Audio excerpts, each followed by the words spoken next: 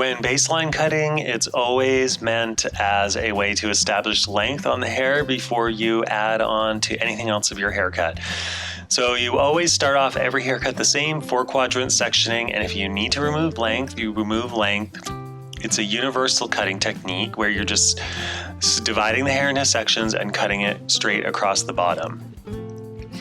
So this is almost like a bob haircut. So I'm showing you the length of what a typical bob would be, but this can be applied to any length of hair that you need to remove length. You do that on the hair wet. And then once you've established the length, then you can go in and do your layers and whatnot. And I'm going to show you how I blow dry the hair in between while I'm cutting, but that's an optional method. You don't need to blow dry the hair in between each section unless you're dealing with thick hair and you need that extra control. This first section that I'm taking is angled because that follows the angle of the head, and when we follow the angle of the head like that at a slight 45, the hair falls straighter in the back. So this is for very straight across in the back looks. I'm checking symmetry on either side of the section because this is our guide for the rest of the haircut. This first section, this determines the length. So you want to make sure that you have established that this is the length that you want to go. However, if you're worried about taking too much off, just always go on the longer side. And each section is parallel to each other. So I'm doing multiple sections here because the hair is more dense. If you didn't have a lot of hair, you would only do a few sections, but I recommend doing multiple sections at any density of hair because it gives you more control over the hair and you won't have to blow dry. You'll get a better result after. You won't have as much cleaning up to do. So when you're cutting straight across like this, cut from right to left on your comb always. You're going to see parts of this video where I go from over top, but that's just for the sake of the video. You should always cut like this. Scissors under comb.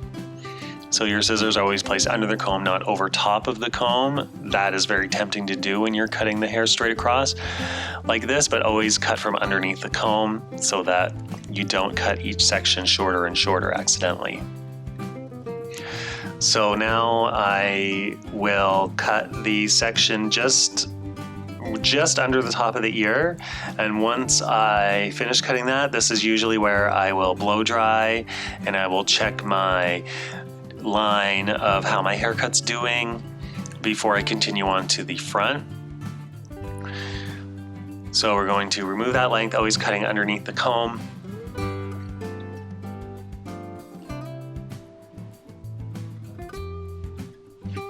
And I'm using a wide tooth comb here, or the wide tooth part of my comb.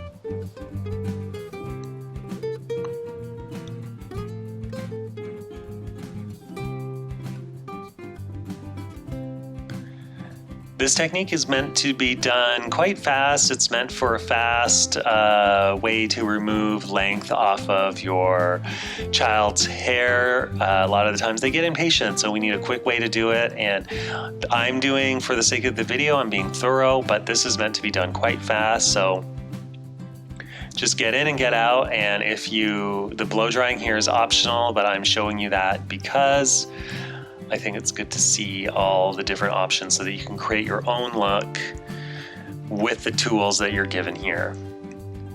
And if you plan on cutting layers, sometimes the layers are easier to cut once the hair is dry. So you've already cut most of the hair off. Now you're blow drying it, and so all you have to do is go in real quick with your layers. So you're kind of being a little bit more efficient. So by checking the hair, I've tilted her head forward. So your child will be tucking their chin down into their neck, and then it'll reveal to you which length discrepancies you have in the nape. And it's very easy to see this once they tilt their head forward. You just comb the hair down, get them tilted, and it'll all reveal itself nicely, and you just go in and chop it off. Now we move on to the front, and the front is tricky, this ear area, because there's less hair around the ear. So I will show you two ways, one where I tap the hair above the ear and encourage the bounce, and the other where I just angle my comb more and leave extra length, in which I will go back in and clean up after. So each are optional because we're dealing with the front of the head. You can go in once the hair is completely dry and just clean it, cut it straight across using your fingers, that's fine. So here I'm tapping, and then I'm gonna angle my comb a little bit more and cut that way. That extra length will really come in handy once the hair is dry, and then I'll be happy that I don't have a break in my bob line or my haircut line. So this only applies to hair that's above the shoulders. If the hair is below the shoulders, you could just use your fingers. You don't have to worry about the ear or missing a spot in the base unless you do some layers, which I'm going to talk about in the layering portion. But for now, we're talking about baseline cutting. And when I refer to baseline, it's the length of the hair at the bottom, so the base of your haircut. And again, I tap the hair above the ear to encourage the bounce before I cut. So this will ensure that any natural curl in the hair above the ear is encouraged, and that way my haircut will come out perfect.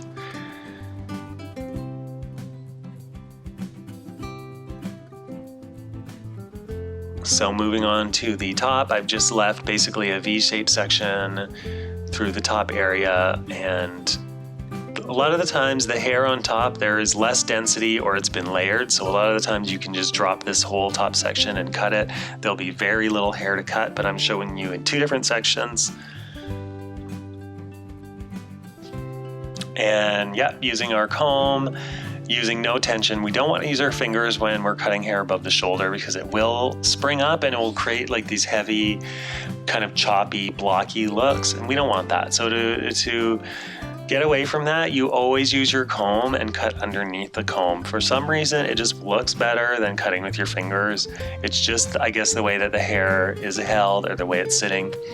So if you want your line of your baseline to look nice and straight and perfect, use your comb as the line to cut. So I'm gonna do a quick little blow dry here. I'm gonna show you with my Denman brush, but I'm also gonna use my flat brush to smooth the hair out.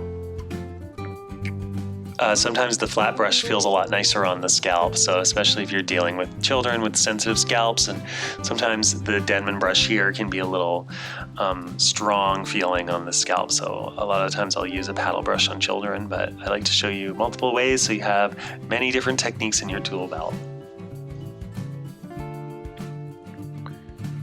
Moving on to the other side, again with the scooping and the Denman brush, but I'm going to switch to a paddle brush.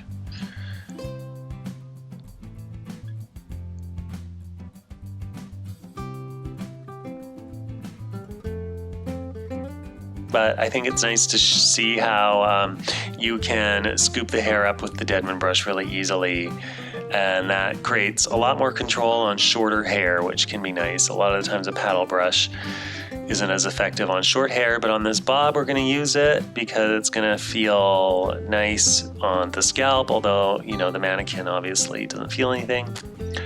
So this is like a flat wrap technique, so it just helps the hair to lay nice and flat and smooth. And with a bob like that, with this length, I like to have sometimes a little bend in the hair. And that way, once it's all dry, you can see there's some layers there that I just dropped down. I didn't have to cut. And moving on, we're gonna do our long hair baseline cut. The long hair one is super easy because there's less density in the hair. As you can see with the bob, there's a lot of density here, so we needed to do smaller sections. But when we do our long hair cut, which is below the shoulders, a lot of the times we just have to use one section or just two sections, but you always start off with that 4-quadrant sectioning from the beginning, just like with any baseline hair cutting. I would divide the hair into 4-quadrant sections, so divide the center back, establish the part, and split the hair up from ear to ear.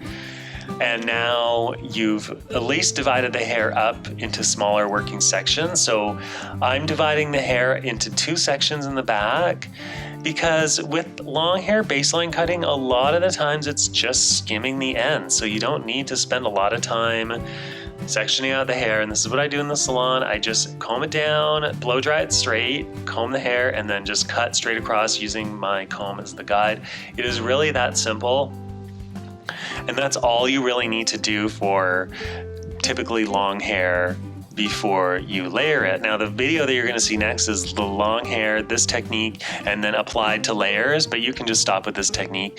I also like to do a little bit of a slide cutting in the front to blend the layers in the front, especially if you have some baby's first haircut and their front is growing a little bit long, but you don't want to cut that front too much. You're going to see some great slide cutting techniques. But for now, just cutting that length off like this is super easy, and I would say you can do it on wet hair, but you'll cut a lot less hair off if the hair is pre-blow dried. So if you have a child that's like 3 or up, sometimes 3-year-olds can't sit to have their hair blow dried, but I've blow dried some 5-year-olds and they've been pretty good at sitting. So if you can get the hair blow dried straight, this is going to make your life so much faster when you go in and do your trim and do your layers after. So I'm just connecting the front here, getting off any little long corners, super fast, just a couple of sections, and then we can continue on with the rest of our haircut. And if you've chosen to do unicorn layers as per my lessons or concave layers, whatever you're going to do, you have now started the first part of your haircut, which is establishing the baseline. So congratulations. Thank you so much for watching, and be sure to check out the further training videos on our website, kidshairacademy.com, and add yourself to our private Facebook group. And be sure to subscribe to our YouTube channel for all the learning, community, and support. Thank you so much.